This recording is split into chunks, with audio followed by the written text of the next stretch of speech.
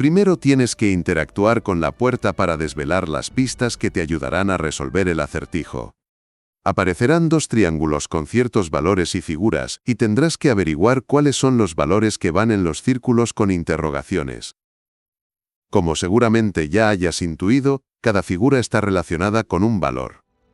Para saber el valor de la figura, te tienes que fijar en el arco de la puerta. Simplemente debes contar de 1 en 1 de izquierda a derecha, empezando en 0. De esta forma, la primera figura comenzando por la izquierda es el demiguise, cuyo valor es el 0. La segunda es el unicornio, que tiene como valor el 1, y así sucesivamente hasta llegar a la hidra que tiene como valor el 9.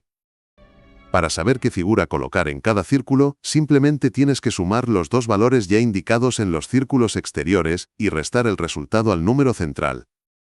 Para este primer ejemplo puedes ver que en el triángulo superior se indican los números 0 y 3, y en el centro el número 5.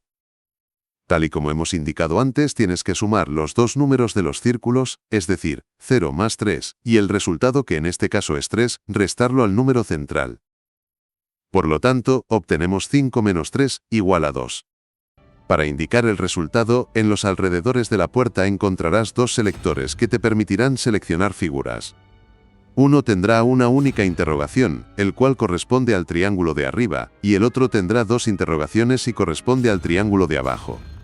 Siguiendo con el ejemplo, para el triángulo superior debes seleccionar la figura que equivale al valor 2, que es la tercera figura del arco empezando por la izquierda.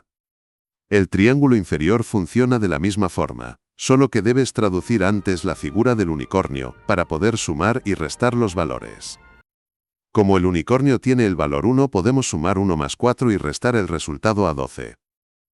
Después de hacer los cálculos obtenemos el valor 7, que corresponde con la figura en la posición 8. Cuando tengas las dos figuras seleccionadas en los dos selectores, vuelve a la puerta para interactuar con ella y que se abra. Para que tengas otro ejemplo, te cuento rápidamente los cálculos de esta otra puerta de aritmancia. Para el triángulo de arriba la figura corresponde al valor 2. 11 más 2 son 13 y 21 menos 13 son 8, por lo que hay que seleccionar la araña. Para el triángulo de abajo, las figuras corresponden a los valores 5 y 9, que suman 14.